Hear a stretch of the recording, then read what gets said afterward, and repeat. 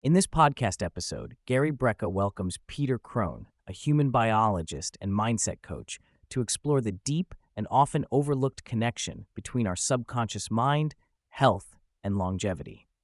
Peter opens the discussion by challenging a common misconception. The mind is not confined within the physical brain, even though we tend to point at our skulls when asked about the mind's location. He explains that the mind is a space outside of the brain, a container of narratives, beliefs, and subconscious programming formed often in childhood. While the brain is the physical organ, the fish, the mind is the mental and emotional environment, the tank in which the brain exists. If this environment remains toxic with persistent self-deprecating inner dialogues, it poisons an otherwise healthy body. Thus, the state of our mind forms the ultimate realm that governs how our biology expresses health or disease. This reframe is powerful because science and medicine have historically focused on combating external or physical toxins, polluted air, water, and poor diet, while neglecting the toxicity generated internally by our habitual patterns of thought, especially those rooted in fear, inadequacy, and trauma. Peter connects the dots between subconscious mental patterns and physiological states. Chronic self-sabotaging thoughts create a hostile inner environment that keeps the nervous system trapped in sympathetic mode, fight, flight, or freeze, preventing healing, regeneration, and rest. This constant stress response may impair sleep, foster inflammation, and result in dysfunction across various systems in the body. He likens disease at the cellular level, such as cancer, to a cell's desperate survival tactic when trapped in a hostile environment. By understanding that thoughts are, in essence, medicine or poison, the conversation emphasizes the profound role mindset plays in shaping our health outcomes and longevity. Given that many people unknowingly live with ingrained negative narratives, their health deteriorates not just from the external environment, but from the mental toxicology of their own subconscious. One of the most captivating parts of the dialogue revolves around the ego's innate desire to be right, often about our own shortcomings or negative expectations. Peter suggests that being right about one's inadequacies is a prison that limits growth and reinforces negative patterns. The ego thrives on protecting itself, even if that self-protection means foreseeing or expecting failure. In an example from an elite athlete, a professional golfer unconsciously predicted failure in a key moment to mitigate deeper fears of disappointment and inadequacy. This illustrates how the mind's software, or programming, sabotages potential success by holding on to limiting beliefs. This insight reframes the ego not as merely a villain, but as a protective mechanism that paradoxically stands in the way of the outcomes we desire most. Liberation involves making the unconscious conscious so that we can dismantle these prisons of identity and ego-based narratives.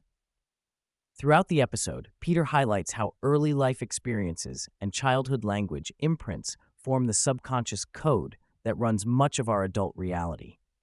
Using examples from his work, including a live interaction with a woman on stage, he demonstrates how unresolved feelings of rejection, unworthiness, or trauma become the foundation for patterns such as dysfunctional relationships, self-sabotage, and chronic stress. The process of healing begins with awareness and acknowledgement. Noticing the language using us, rather than the language we use, reveals the hidden programming driving behaviors and emotional responses. By interrogating deep-seated beliefs, asking whether they are absolute truths, individuals can step outside these prisons and imagine new possibilities beyond past pain. For those unfamiliar with introspective work, Peter advocates starting with awareness of the inner monologue and the triggers that reveal where we are not free.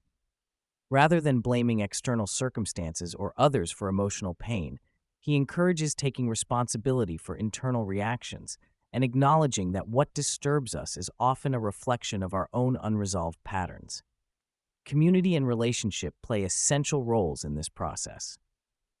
Having even one non-judgmental person with whom we can be fully seen and heard creates the safety needed to explore these hidden narratives. True listening, without agenda or the desire to fix, offers validation, which helps dismantle self-critical voices. Relationships thus act as mirrors and catalysts for transformation. Throughout the conversation, both host and guest acknowledge the integration of modern science with ancient practices such as Ayurveda. Peter, with his background in human biology, exercise physiology, and information technology, marries empirical knowledge of body systems with psychological and energetic understanding of personality types and their unique vulnerabilities. This synergy allows for a more holistic approach to healing, recognizing that body and mind are inseparable layers of the same reality. They also touch on the limitations of conventional medicine, which often focuses on managing symptoms and disease rather than addressing the root causes embedded within the mind's environment.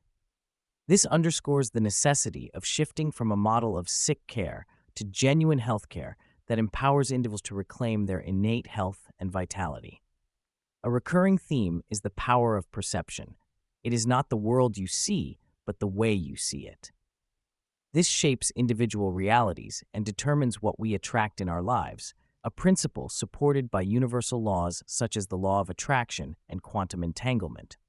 Peter eloquently describes how shifting one's internal frequency alters external circumstances, including relationships, career, and health, reflecting the deep interconnectedness of mind, body, and environment. He emphasizes that many people live resigned, cynical lives because their limiting beliefs have normalized inertia and dissatisfaction. Normality equals safety, but it is, paradoxically, the most dangerous place to reside because it stifles growth and vitality. Peter defines being an ultimate human as embracing our humanity fully, while recognizing and transcending misidentification with the ego-based persona. True freedom, love, and possibility arise from living in alignment with the essence of who we are, a timeless, boundless being beyond the constraints of constructed identity. This path requires courageous self-inquiry, honesty, and willingness to confront uncomfortable truths. It moves beyond reactive victimhood toward radical responsibility for one's life experience.